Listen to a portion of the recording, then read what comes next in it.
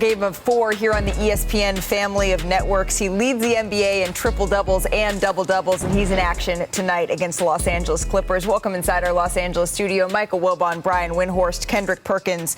The defending champs do what they do. They get the win, 119-103, and Nikola Jokic has a ho-hum 32-16 and 16. The last 3 games, he's been unreal, Mr. Windhorst. And they just handled their business, not to steal Mr. Perkins' line, but they were down in this game. They decided they were going to win it. They shut him down and took care of it. Just when the Warriors thought they had a chance, Jokic and Murray snatched their souls from them and reminded the world that they're the best duo in basketball. It's a match made in heaven. And by the way, just when we talk about MVP ballots, and I don't have Jokic on the top of mine, it's like, okay, time to throw that away and toss it and go back to last year. Does not care. Because Jokic is still, he's the best player in the league.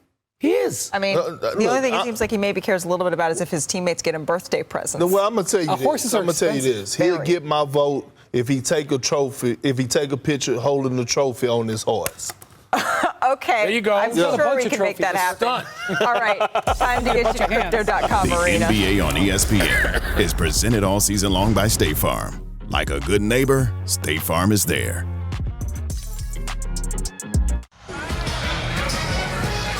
There is optimism again in Los Angeles for the Clippers, one of the best teams in the NBA since early December. Buoyed by their Big Four, they have championship contender hopes once again as they get set to take on the Sacramento Kings. And we welcome you to NBA Sunday presented by State Farm.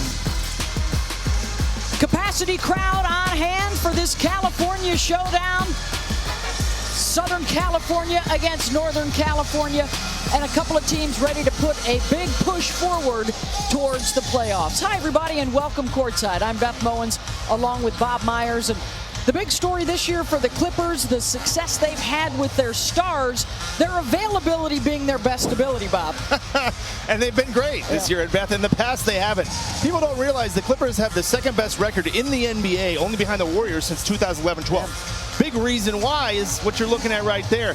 They've missed a lot of games in the past. Their best players haven't played. This season, that hasn't been the case, although tonight it rears its head. Paul George is out tonight. So they have been healthy, and that's why they have the record they have, and they're battling for that top seed in the West.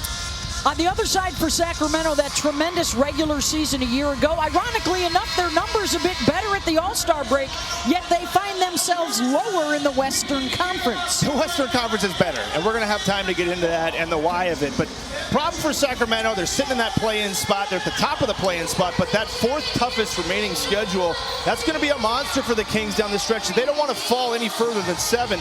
Those play-in games can be win and go home. You don't want that. They will have opportunities against everybody ahead of them in the conference as you check out the starting fives, the same standard group for the Kings and for the Clippers. Without Paul George tonight, Norman Powell will make his first start of the season. Norman has been dynamite off the bench, and we'll have a conversation tonight about the sixth man star power in our matchup this evening for both sides. You love having a guy like Norman Powell to pop right in there in starting lineup. He's probably a starter on 20, 25